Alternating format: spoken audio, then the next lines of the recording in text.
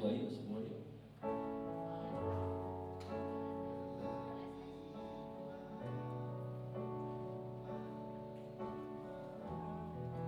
Ku tinggikan Engkau Tuhan, melebihi segalanya, lebih dalam ku menyembah dalam roh dan kebenaran. Ku tinggikan Engkau Tuhan, melebihi segalanya, lebih dalam ku menyembah dalam roh dan kebenaran selamanya.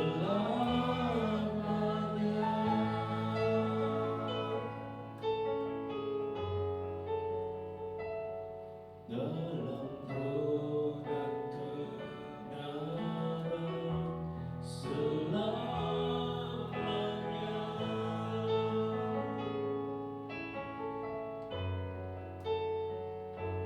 Dalam roh dan kebenaran selamanya.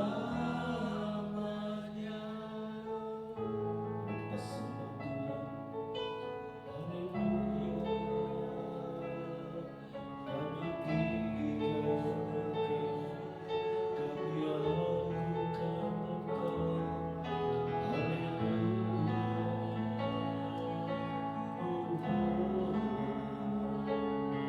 Engkaulah penasihat yang ajaib, Raja damai, Bapa yang engkau, Allah yang perkasa.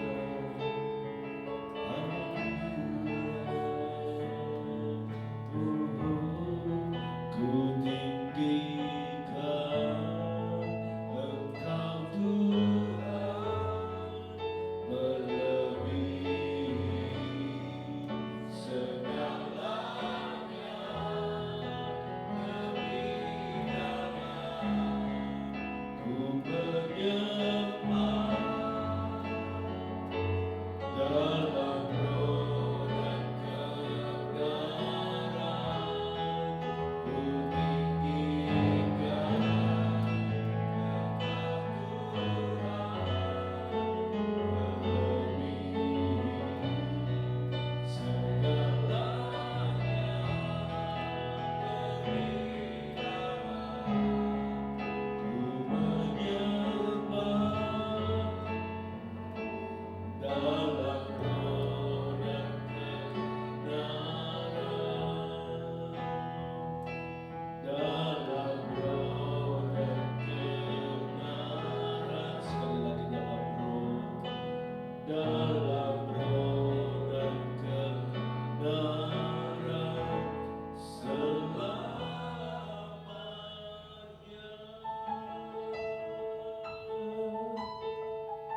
Engkau yang layak kami tinggikan, Engkau yang layak kami agungkan, Engkau yang layak kami sembah, Engkau yang layak menerima segala kemuliaan ya Tuhan.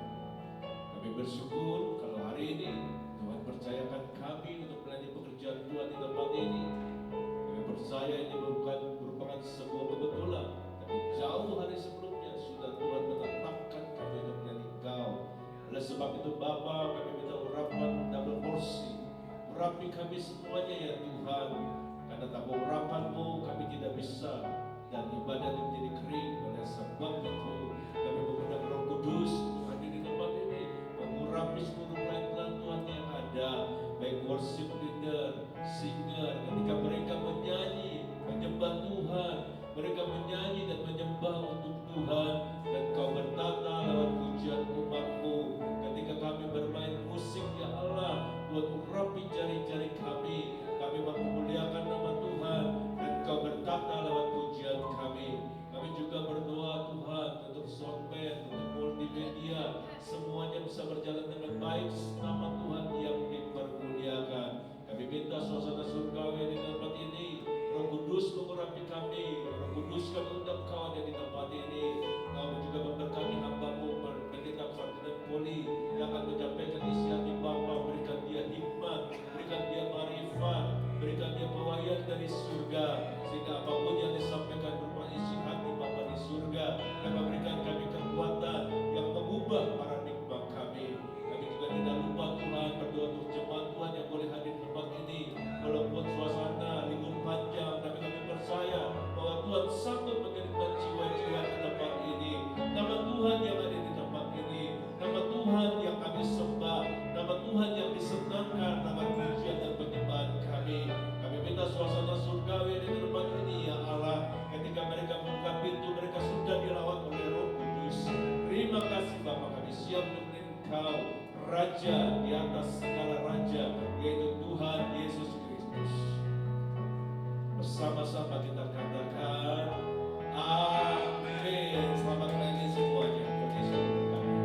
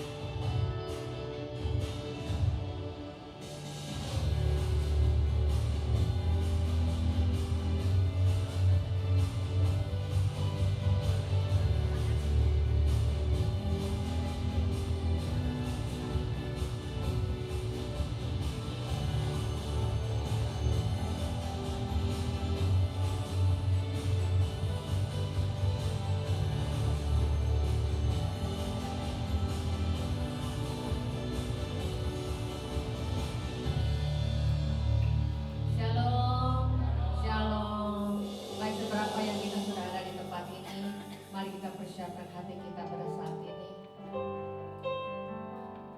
Hati dan pikiran kita siapkan untuk bertemu dengan Bapa kita. Ya Rabbasya. Bapa dalam surga, kembali pada pagi hari ini kami mengucap syukur dan terima kasih. Kalau kami semua pagi ini masih dapat bangun dengan badan yang sehat, sempurna, tidak kurang satu apapun juga. Kami tahu semua karena kasih karunia Tuhan dalam hidup kami. Maka kami persembahkan hati kami, pikiran kami, suara kami, mulut kami hari ini untuk menyatakan Engkau. Terima kasih Tuhan Yesus, terima kasih. Ya Rabbasya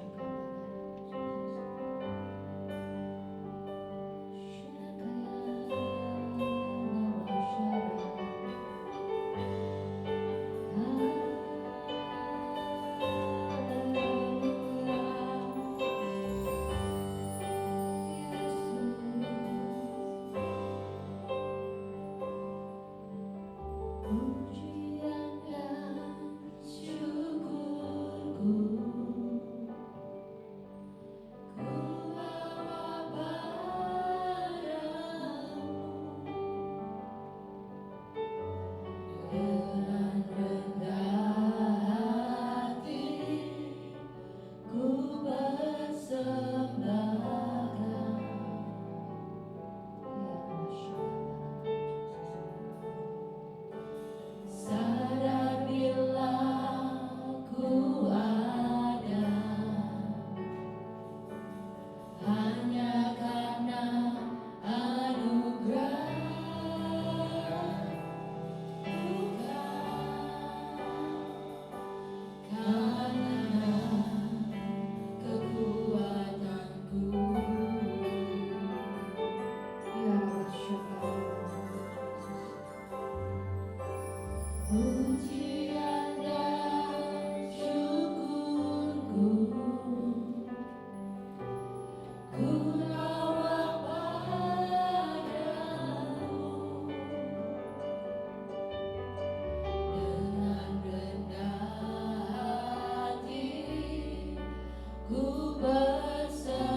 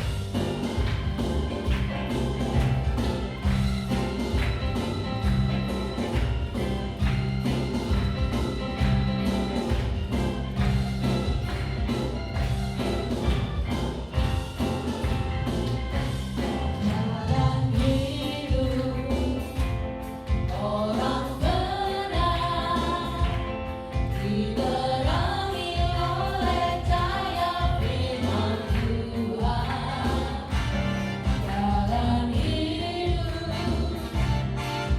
orang benar semakin terang di dalam kebenaran.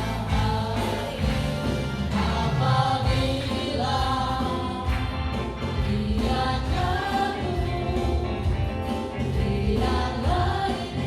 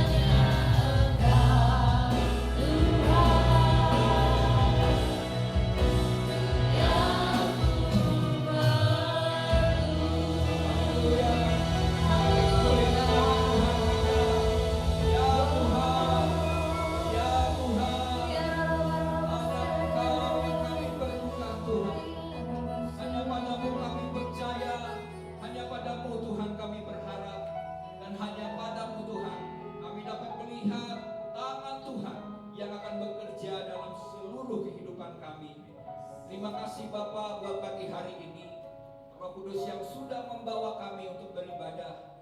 Dan kami percaya dalam setiap persekutuan kami dengan Tuhan tidak pernah sia-sia. Karena Engkau sendiri yang telah menuntun kami, membawa kami. Dan saatnya Tuhan juga yang akan menolong kami, membuka hati kami Tuhan. Supaya pada saat kami mendengar firman Tuhan, itu bukan menjadi sebuah pengetahuan teori biasa Tuhan. Biarlah itu menjadi sebuah hikmat dan menjadi firman itu menjadi daging dalam hidup kami. Dan hidup kami boleh semakin diubahkan menjadi seperti yang Tuhan inginkan. Kami buka hati kami untuk Roh Kudus memberikan kami hikmat pewahyuan dan kebenaran yang kami dengar akan memerdekakan setiap kami. Terima kasih Bapa. Pakai juga hamba-Mu untuk menyampaikan isi hati Tuhan, sehingga kehendak Tuhan dan kebenaran-Mu yang dinyatakan. Terpujilah nama Tuhan Yesus. Dalam nama Yesus kita semua yang siap bersama katakan amin. Silakan dulu. Shalom. Apa kabar? Luar biasa, puji Tuhan.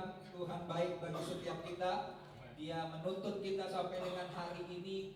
Dia terus menyatakan pertolongan, kebaikan, dan sebagaimana Tuhan sudah menolong kita di masa yang lalu, Tuhan juga akan setia menopang, menolong kita sampai ke depannya. Amin. Oke, hari ini Bapak Ibu Jemaat, sebelumnya saya ucapkan terima kasih buat Bapak Gembala, Bapak Pendeta Freddy Zakaria yang sudah mengundang untuk menyampaikan firman Tuhan di GBI Blessing Central City. Tuhan Yesus berkati Bapak Ibu Gembala yang juga sudah melayani WL untuk Gembala, puji Tuhan.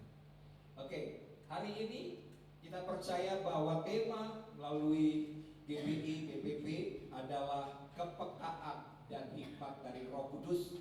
Ini yang menjadi kebenaran yang harus kita pahami bersama. Amin.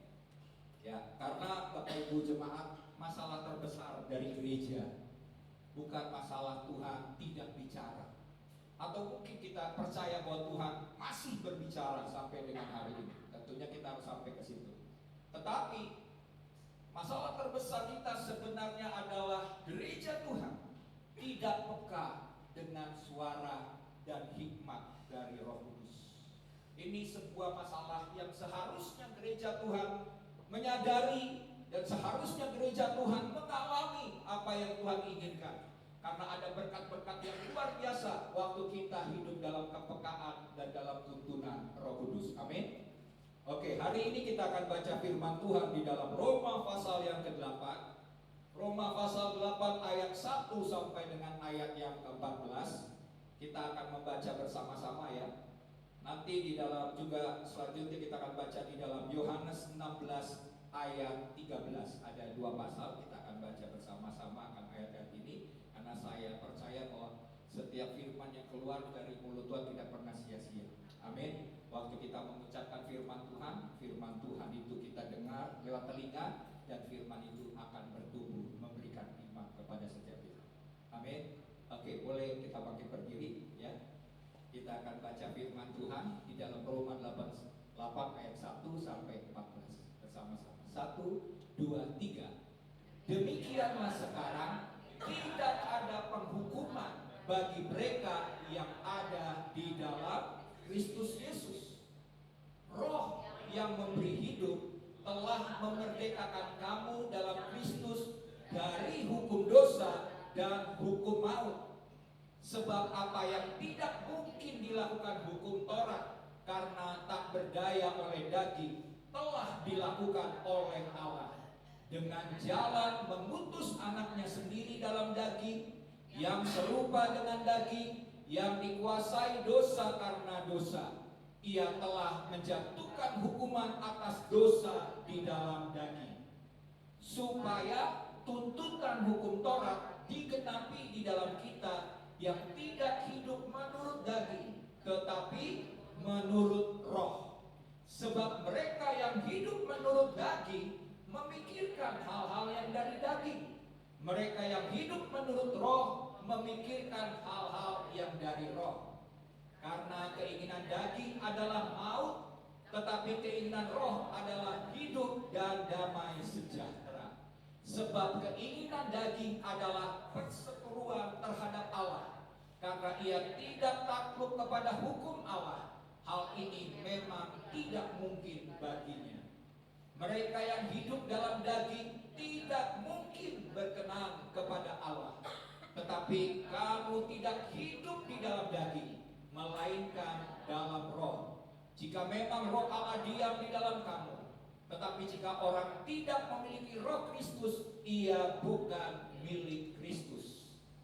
Tetapi jika Kristus ada di dalam kamu, maka tubuh memang mati karena dosa, tetapi roh adalah kehidupan oleh karena kebenaran. Dan jika roh Dia yang telah membangkitkan Yesus dari antara orang mati diam di dalam kamu, maka Ia yang telah membangkitkan Kristus Yesus dari antara orang mati akan menghidupkan juga tubuhmu yang fana itu oleh rohnya yang diam di dalam kamu. Jadi saudara-saudara, kita adalah orang berhutang, tetapi bukan kepada daging, supaya hidup menurut daging. Sebab jika kamu hidup menurut daging, kamu akan mati. Tetapi jika oleh roh kamu mematikan perbuatan-perbuatan tubuhmu, kamu akan hidup.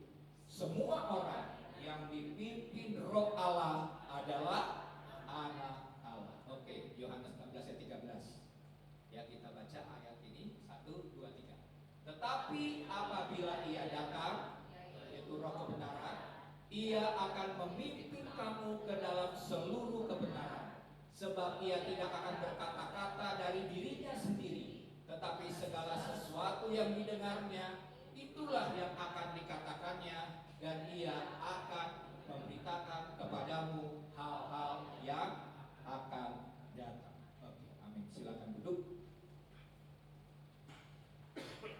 Bapak Ibu, dalam sepanjang perjalanan hidup kita, tentu kita menghadapi sebuah hal di mana kita harus mengambil keputusan-keputusan. Ya. Dan kadang-kadang keputusan yang harus kita ambil ini merupakan keputusan-keputusan penting. Dan kalau keputusan yang kita ambil adalah keputusan yang salah, maka kita tahu arah hidup kita sedang menuju kepada hal yang salah. Tapi kalau kita mengambil sebuah keputusan yang tepat, yang benar, kita tahu arahnya sedang menuju kepada arah yang benar. Amin. Nah, oleh karena kita diperhadapkan kepada sebuah keputusan-keputusan yang harus kita ambil setiap hari, kita perlu bukan dengan kekuatan kita sendiri, dengan hikmat kita, dengan pengetahuan kita yang kita miliki, kita bisa ambil sebuah keputusan-keputusan. Amin.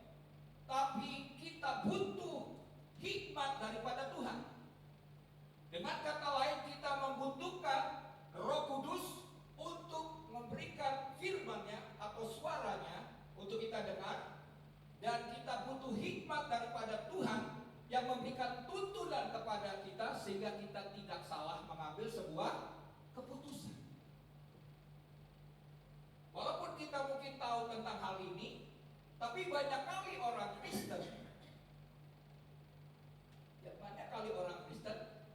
dia tahu tentang hal ini, tetapi dalam mengambil sebuah keputusan-keputusan, seringkali kita mengandalkan pikiran kita sendiri, kekuatan kita sendiri, pengetahuan kita sendiri, pengalaman kita yang lalu.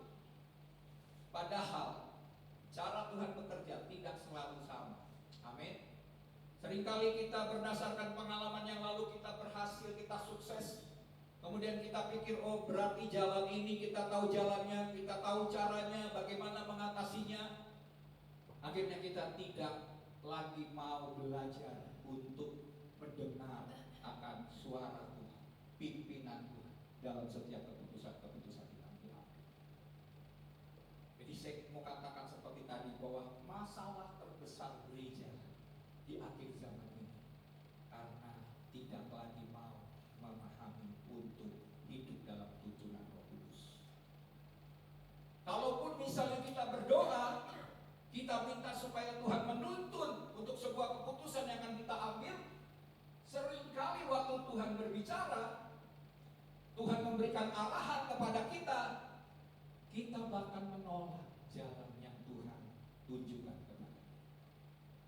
Karena kita pikir jalan yang harus dilalui ini terlalu berat. Kita pikir ada jalan tol, jalan yang lebih mudah, dengan cara yang lebih mudah, lebih gampang untuk mendapatkan apa yang kita inginkan. Tentunya kita sebagai orang Kristen harus mengandalkan kuasa Roh Kudus. Amin. Sama seperti yang lagu kita tadi nyanyikan. Ku perlu Kau Tuhan. Amin. Dalam setiap keputusan-keputusan yang harus kita ambil, kita memerlukan Tuhan. Dan kita memerlukan hikmat yang daripada Tuhan. Karena firman Tuhan yang tadi kita baca dalam Yohanes 16 ayat 13 berkata bahwa Roh Kudus, Roh kebenaran itu yang akan menuntun kita dalam segala kebenaran. Amin. Dia yang akan bawa kita kepada jalan-jalan yang akan menuju kepada kemenangan. Tapi banyak kali kita memilih jalan-jalan kita sendiri. Akhirnya kita berputar jauh daripada rencana Tuhan. Dan hari ini saya rindu jemaat Tuhan di GBI BCC untuk kembali kepada hal yang Tuhan inginkan. Amin. Kita harus mengikuti pimpinan, tuntunan, dan hikmat yang daripada Roh Kudus. Jadi di sini kata tema ini berarti ada dua hal, mendengar dan melihat.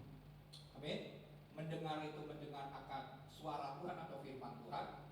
Melihat itu artinya melihat situasi kondisi yang terjadi di sekitar kita, dan kita minta hikmat.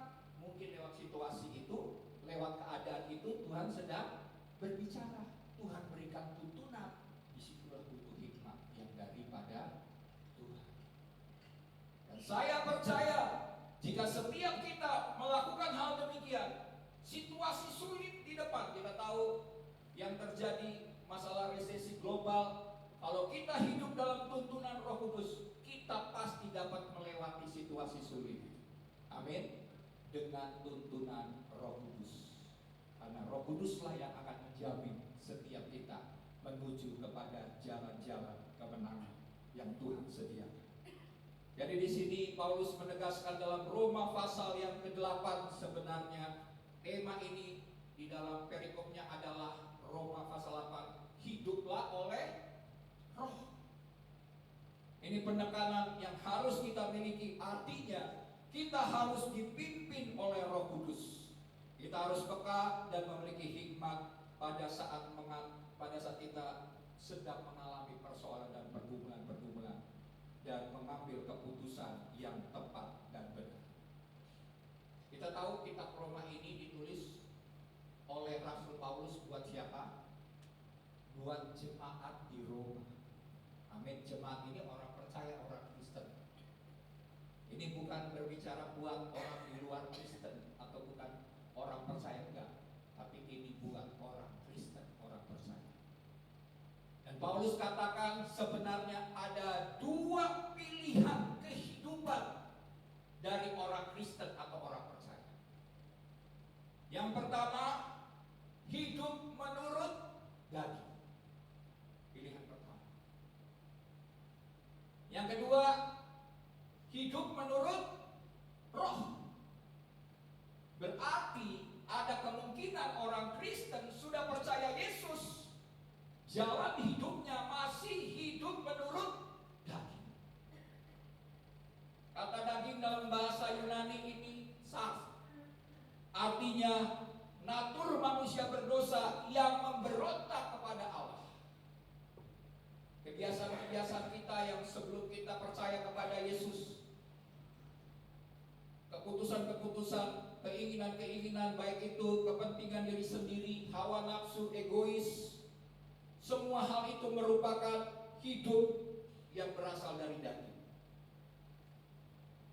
Dan akibat daripada firman Tuhan katakan, akibat dari perbuatan daging ini adalah kematian roh, atau ujungnya adalah maut. Itu akibat atau dampak. Dan relasi kita dengan Tuhan, firman Tuhan katakan kita sedang berseteru dengan Allah.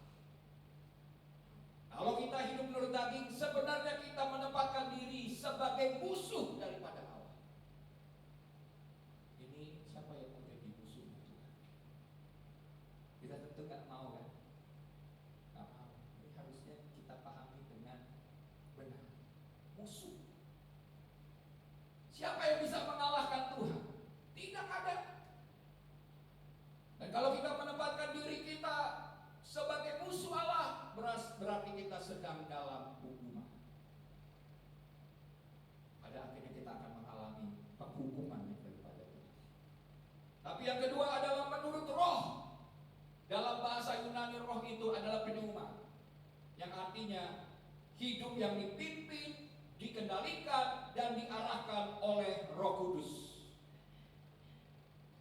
Dan mereka yang hidup menurut Roh ini adalah hidup dalam kebenaran, hidup dalam kekudusan, amin, hidup dalam ketaatan, hidup sesuai dengan kehendak Allah. Ini adalah hidup yang menurut Roh. Dan akibat dampak daripada hidup menurut Roh, firman Tuhan katakan, mereka ini akan menerima kehidupan dan damai sejahtera. Relasi mereka dengan Tuhan juga, kalau yang sebelumnya tidak berkenan kepada Allah, tapi mereka yang hidup menurut Roh adalah mereka yang berkenan kepada Allah dan taat kepada Tuhan. Jadi di sini kita lihat bahwa hidup dalam daging, hidup menurut daging, atau hidup di dalam dosa, ini membawa kepada penghukuman. Tapi melalui Roh Kudus, orang percaya dapat hidup dalam kemenangan, dalam kebebasan, dalam kemerdekaan di dalam Kristus. Karena ayat 1-2 kita lihat tadi ya, sangat luar biasa. Jadi di sini kita harus mengerti begini, ada sebuah dimensi kehidupan roh. Ya. Dimensi kehidupan roh ini kita tadi bicara soal tadi menurut daging dan menurut roh. Sekarang kita masuk ke dalam hidup yang seharusnya dimiliki oleh orang Kristen, yaitu dimensi kehidupan dalam Roh Kudus. Nah, ada 3 dimensi. Yang pertama yang harus kita miliki adalah kita harus tahu status baru kita dalam Kristus. Amin. Baru dimensi yang kedua adalah kita harus punya pola cara hidup yang baru di dalam Kristus. Itu yang kedua yang harus kita mengerti.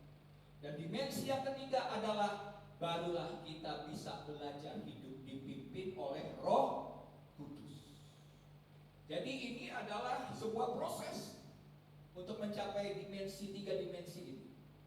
Yang pertama, kita harus tahu dulu status yang baru itu dalam diri kita.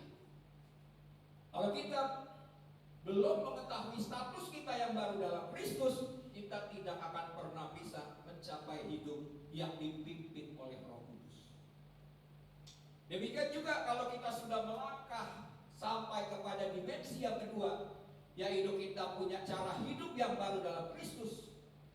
Kalau kita hanya sampai kepada yang kedua saja, belum tentu kita juga bisa hidup dipimpin oleh Roh Kudus. Jadi harus bertahap. Dari pertama tahu status, kedua mulai punya pola sistem yang baru tentang hidup oleh Roh, barulah kita bisa dipimpin oleh Roh Kudus. Tuhan ingin kita sampai ke dipimpin oleh Roh Kudus. Nggak cuma sampai dihidup oleh Roh, punya pengetahuan, punya firman Tuhan, mengerti tentang status kita yang baru dalam Kristus. Oh, kita sudah diselamatkan, semua kita percaya tentang hal itu.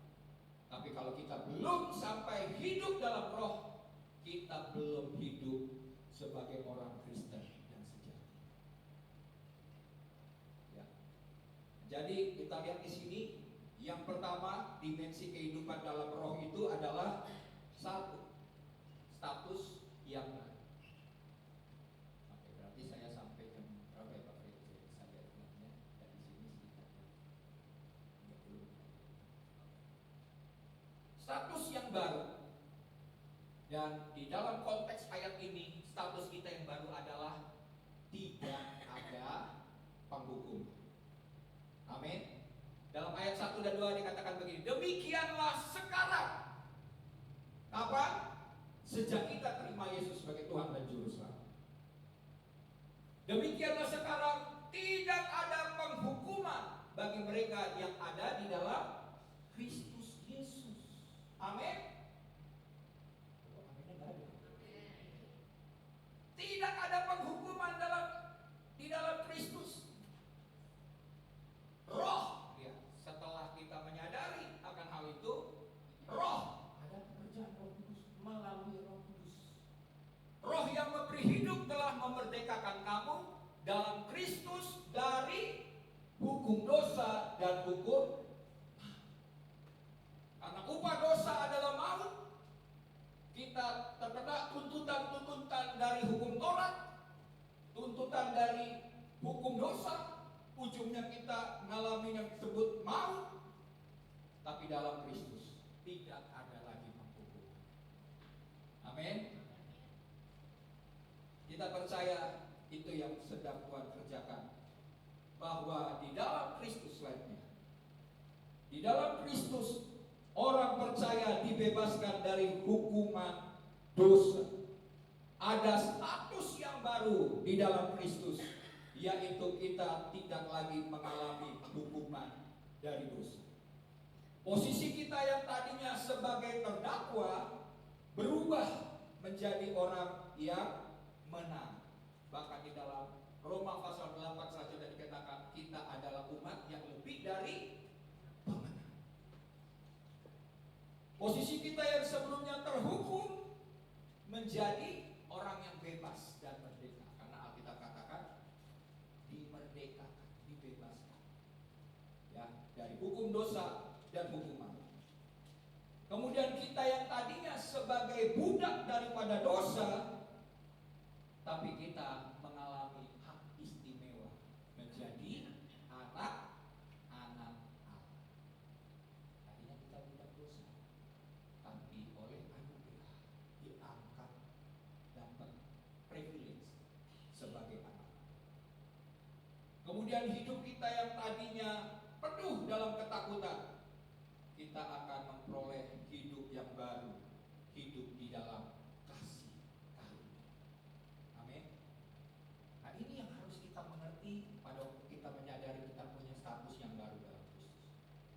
Tapi banyak orang Kristen hidup dalam kekhawatiran, hidup dalam ketakutan, hidup dalam kecemasan, tidak percaya akan janji Tuhan, tidak percaya akan firman Tuhan.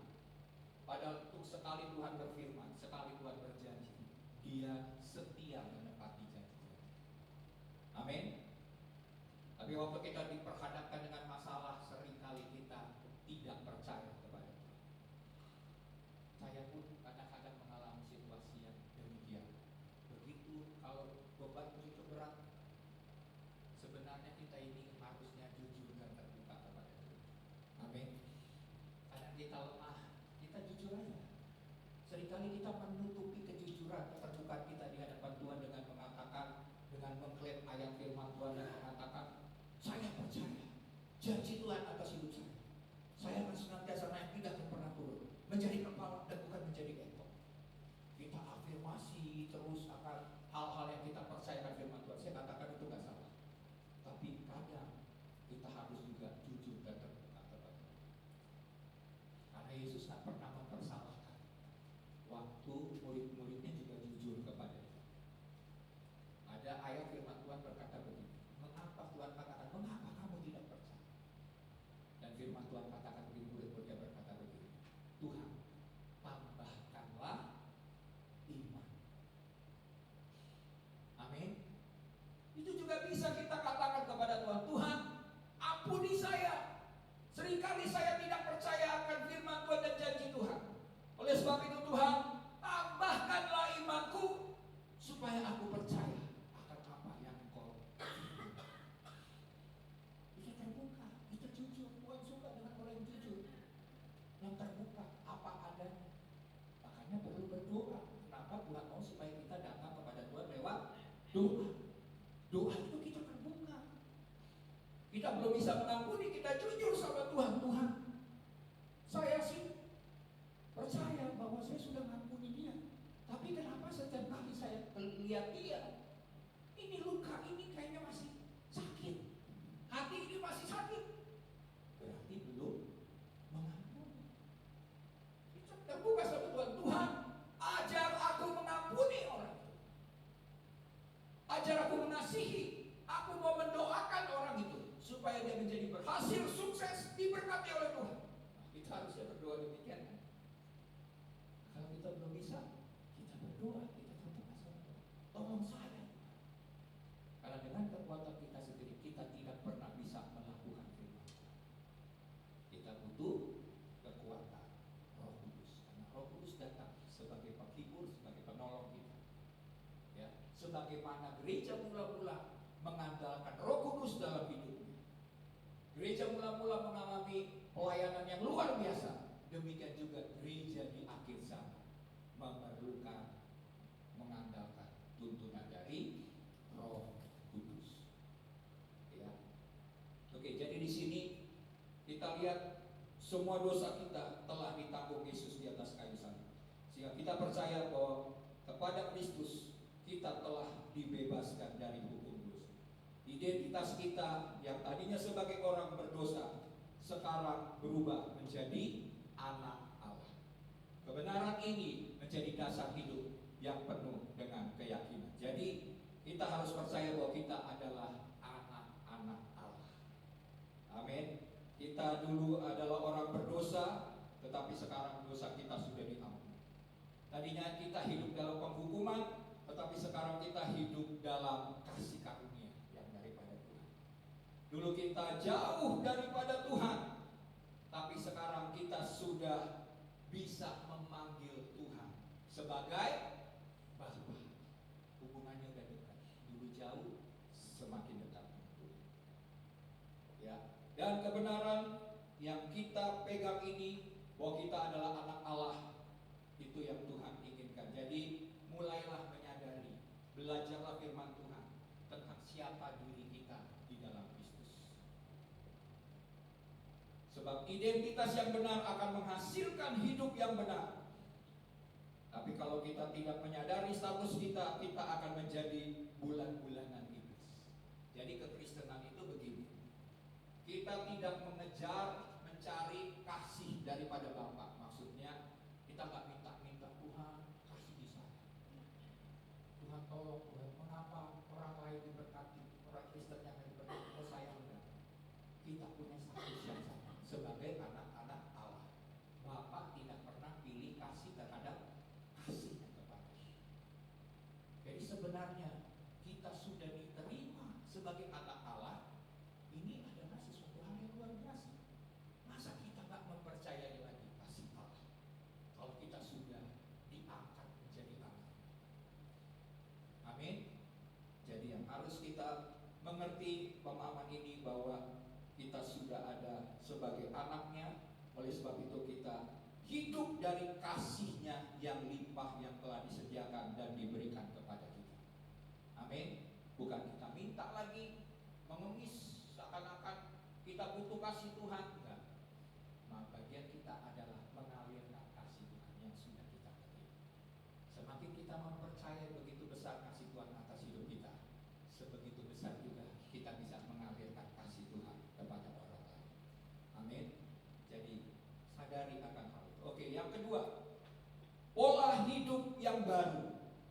Dan pola hidup yang baru itu adalah menurut roh, bukan menurut daging. Yang daging itu yang false-nya, ya. Tapi yang menurut roh ini yang sejati. Sebagai orang Kristen harus hidup di dalam roh, hidup yang menyenangkan hati Tuhan. Oke, Roma 8 ayat 5-8 firman Tuhan berkata, sebab mereka yang hidup menurut daging memikirkan hal-hal yang dari daging. Mereka yang hidup menurut roh memikirkan hal-hal yang dari roh. Karena keinginan daging adalah maut, tetapi keinginan roh adalah hidup dan damai sejahtera. Sebab keinginan daging adalah perseteruan terhadap Allah, karena ia tidak takluk kepada hukum Allah. Hal ini memang tidak mungkin baginya. Mereka yang hidup dalam daging tidak mungkin berkenan di hadapan Allah. Amin. Tidak mungkin berkenan pada Tuhan. Oke, selanjutnya slide. Pikiran yang dikuasai roh menghasilkan kehidupan dan damai sejahtera. Amin. Sebaliknya, hidup menurut daging membawa kematian rohani. Jadi yang di sini adalah yang penting adalah pola pikir. Karena pola pikir menentukan arah hidup kita. Sekarang pertanyaannya, apa arah pikiran saudara hari ini? Apakah arah pikiran kita adalah bagaimana pekerjaan saya bisa berhasil dan sukses? Atau arah pikiran kita mungkin bagaimana saya bisa menikmati kemewahan yang ada di dalam dunia? Atau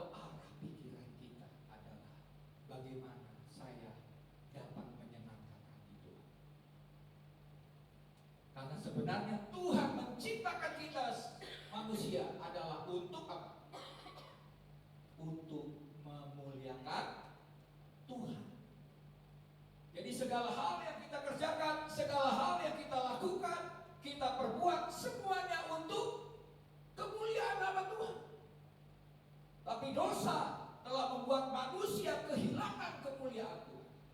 Cara berpikir manusia akibat dosa disimpangkan, dibelokkan. Tadinya Tuhan menciptakan manusia dengan sebuah tujuan, arah yang benar, memuliakan Tuhan. Tapi iblis menyerahkan akibat dosa. Jadi mementingkan diri sendiri, egois, ambisi. Ya, pokoknya saya harus yang jadi pertama, yang lain harus kalah. Ini yang terjadi. Dan kita sebagai orang Kristen harus mengikuti pola hidup yang baru itu dimulai dari pikiran. Amin. Mindset kita, pola pikir kita. Kita harus punya pola pikir kerajaan Allah. Kita harus menyelidiki Alkitab, firman Tuhan, apa saja yang harus diubah dalam pola pikir saya, supaya jangan diserongkan oleh pikiran-pikiran duniawi. Kita bisa peka mendengar suara Tuhan dan tahu hikmat Tuhan kalau pikiran hati kita dipenuhi oleh Roh Kudus, bukan dipenuhi dengan pikiran-pikiran daging. Kita tidak akan pernah mendengar suara Tuhan. Kita tidak pernah bisa mengetahui hikmat Tuhan untuk situasi sulit ini kalau kita tidak mengisi pikiran kita dengan firman. Jadi betapa penting, sebab pikiran daging itu, kalau pikiran kita dipenuhi dengan kedagingan, maka yang terjadi adalah kita senantiasa khawatir, bingung dengan situasi, ketakutan, tidak tenang, panik waktu menghadapi situasi yang mengejutkan, mengagetkan. Tapi kalau kita hidup dipenuhi oleh Roh Kudus, yang kita alami adalah ketenangan. Kita bisa dengar suara Tuhan, kita bisa berdoa, kita bisa mengambil keputusan berdasarkan hikmat yang dari Bapa. Karena saya mau katakan, seluruh hidup kita, baik itu pekerjaan, baik itu keluarga, menentukan masa depan kita mau bekerja di tempat yang sekarang atau mendapatkan tempat yang baru dengan gaji yang lebih besar, kita harus berdoa sama Tuhan. Amin. Dalam kita menentukan sekolah kuliah di mana yang terbaik, kita juga harus minta hikmat daripada Tuhan. Jadi seluruh aspek hidup kita seharusnya minta tuntunan dari Roh Kudus. Dan Tuhan pasti akan memberikan hikmatnya. Karena Tuhan tahu jalan ke depannya itu bagaimana. Dia tahu apa yang akan terjadi ke depannya. Kita cuma bisa melihat apa yang dapat kita lihat, tapi Tuhan bisa melihat jauh lebih dari apa yang dapat kita lihat. Jadi di sini mari kita hidup menurut Roh.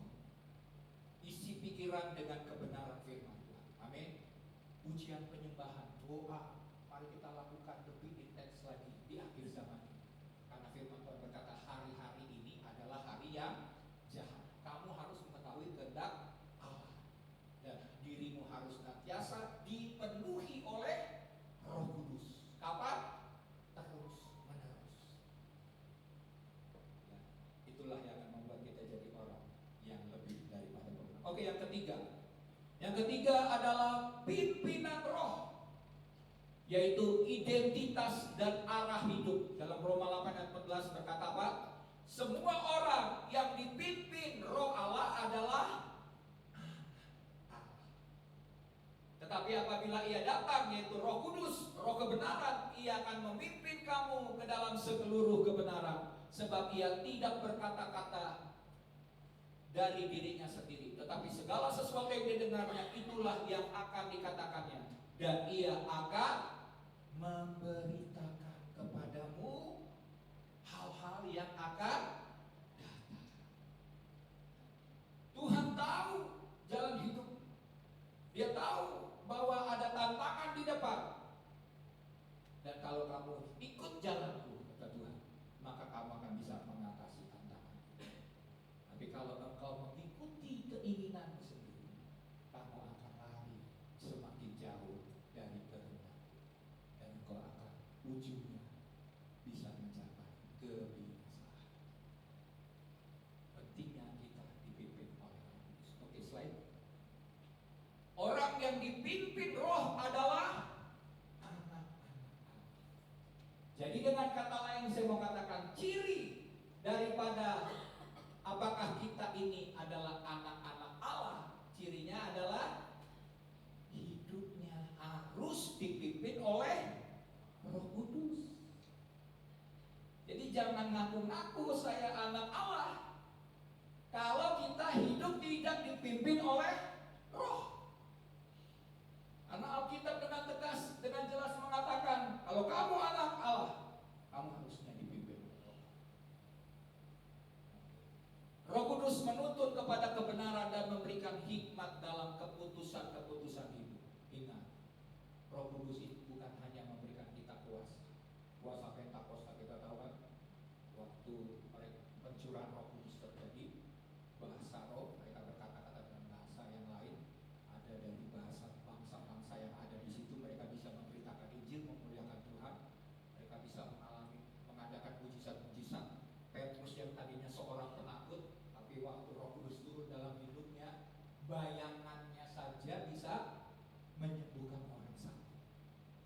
Kuasa, mujizat, perbuatan Tuhan yang spektakuler itu diberikan lewat kuasa Roh Kudus.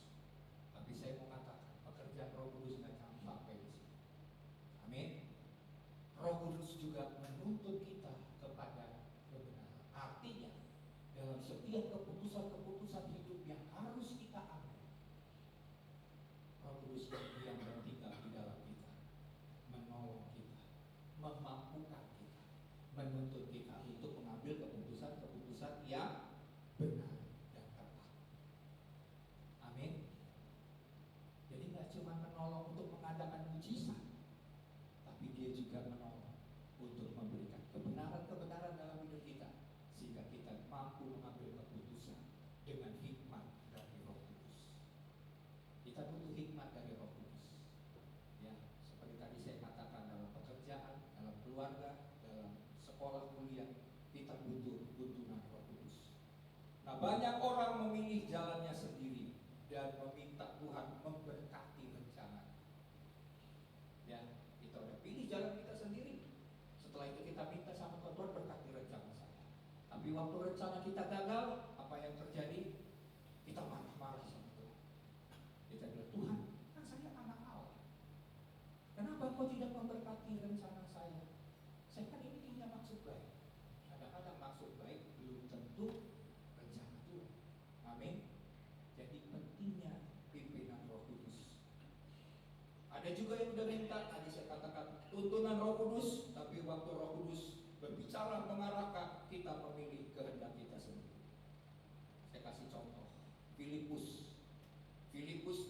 suatu hari diutus oleh Tuhan untuk memberitakan Injil kepada sida-sida Ethiopia. Dan waktu dia berjalan ke jalan yang disebut jalan sunyi, kemudian ada kereta yang lewat, Roh Kudus bilang kepada Filipus, kamu pergi, dia diperintahkan untuk pergi ke kereta itu.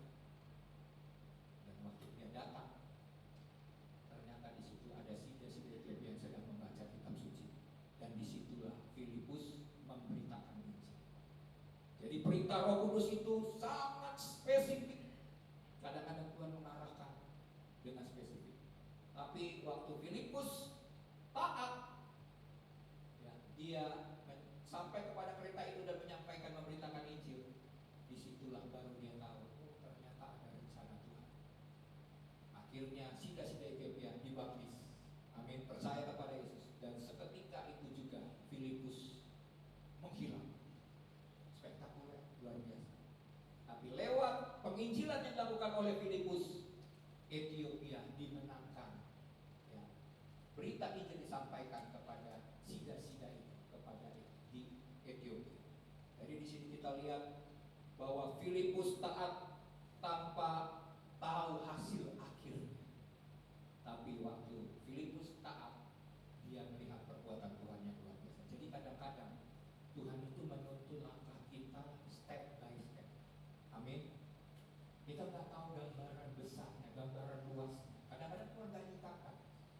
Tapi waktu kita mengikuti Tuhan, langkah demi langkah, di situ kita akan lihat. Baru di ujungnya kita baru mengerti, oh maksud Tuhan dari peristiwa-peristiwa yang terjadi ini adalah sebuah rencana besar yang saya alami hari ini. Amin. Tapi waktu melewatinya kan tak mudah. Nah kadang-kadang kita minta sama Tuhan, kenapa nggak ngomong dari sebelumnya? Kalau saya tahu sebelumnya, saya kan nggak akan salah jalan begini. Enggak, Tuhan sengaja untuk ketaatan itu step by step. Taat dulu, setia dulu dengan perkara kecil, baru Tuhan akan berikan perkara-perkara yang besar. Kalau Tuhan sudah kasih tahu, kadang-kadang kita juga malah ketakutan. Waduh, kayaknya saya nggak mampu nih. Kalau diberikan gambaran luasnya, kita lebih baik udah saya mundur aja Tuhan. Padahal kita bisa melewati itu. Kadang-kadang Tuhan tidak sikap, karena yang penting kita taat, langkah demi langkah, dan kita akan melihat mujizat Tuhan yang luar biasa.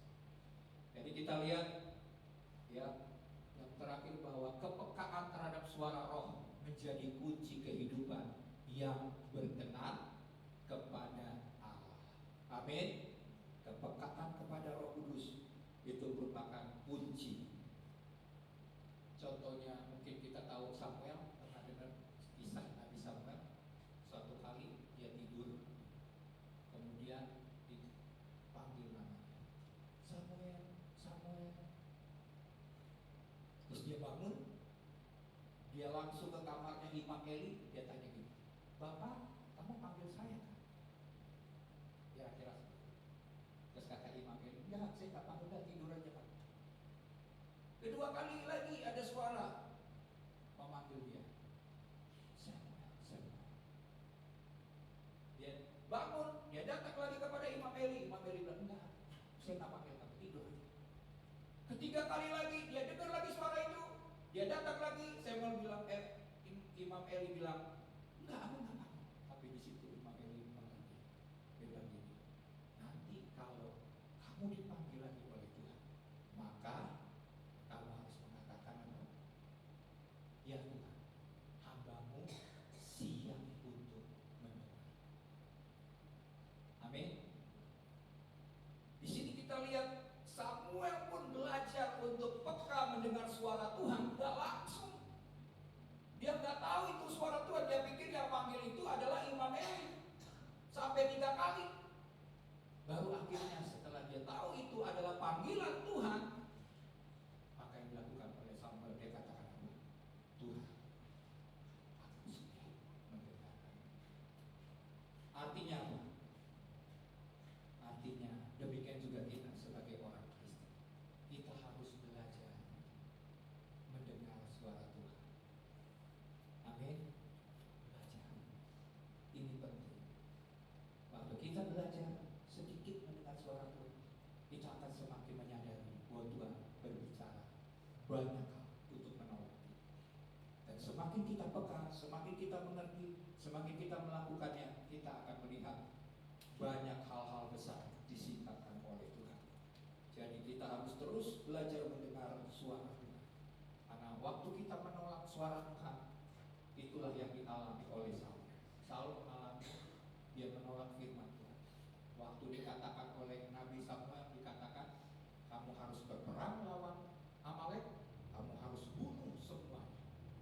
Tapi yang dilakukan oleh Saul, dia tidak membunuh raja Agag, raja Amalek.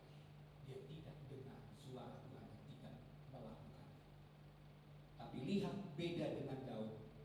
Daud dalam hidupnya senantiasa bertanya kepada Tuhan. Amin. Waktu dia mau berperang, dia tanya sama Tuhan, Tuhan, saya harus melakukan ini enggak? Saya harus berperang atau diam? Kata Tuhan, berperang.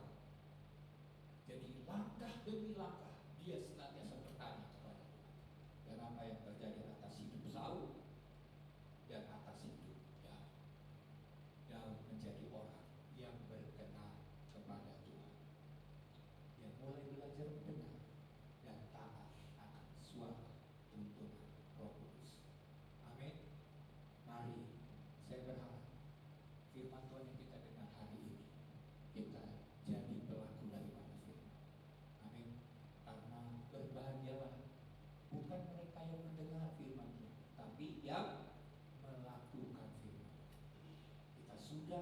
menjadi Kristen dari kecil, kita sudah dengar begitu banyak input kebenaran firman Tuhan. Tapi apakah kita pernah melakukan firman Tuhan? Kalau kita melakukan setiap firman Tuhan, engkau sedang membangun sesuatu yang kokoh. Bangunan yang kamu bangun di kehidupan rohanimu tidak akan pernah hancur. Tapi kalau kamu tidak jadi pelaku daripada firman Tuhan, kamu sedang membangun sebuah bangunan di atas pasir. Waktu badai hidup melanda hidup, maka engkau juga akan hancur, tidak tersisa. Amin. Belajarlah mendengar suara Tuhan, karena Tuhan kita bukan Tuhan yang mati, Tuhan yang hidup. Dan belajarlah minta hikmat tuntunannya.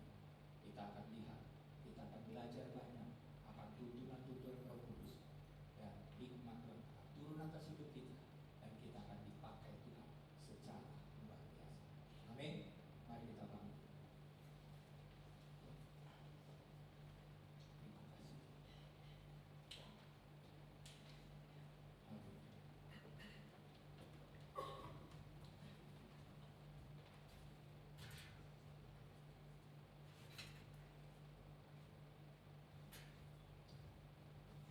Mari kita arahkan hati kita kepada Tuhan.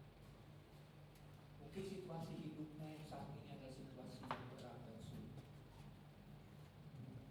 Tapi bersama dengan Tuhan, kita mampu mengatasi. Karena tidak ada lagi penghukuman di dalam Kristus.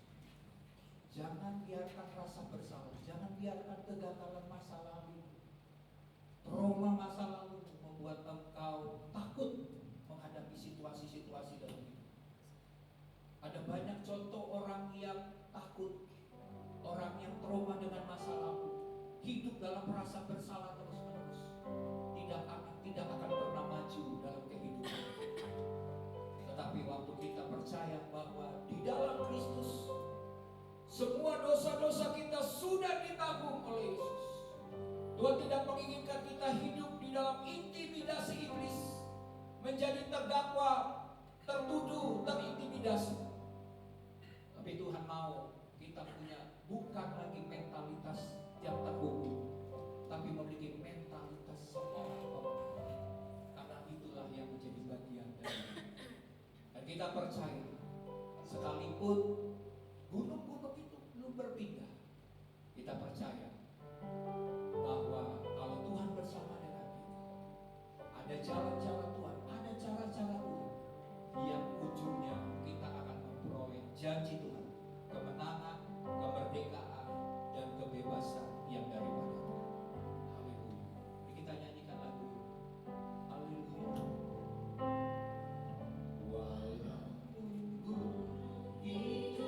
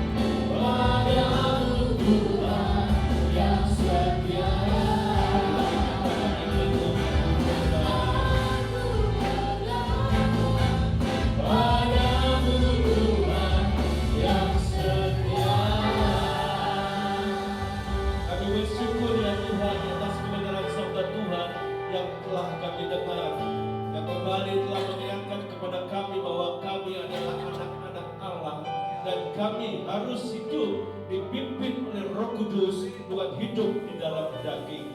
Kami percaya Roh Kudus akan memimpin setiap jalan kehidupan kami. Kami percaya Bapa bahwa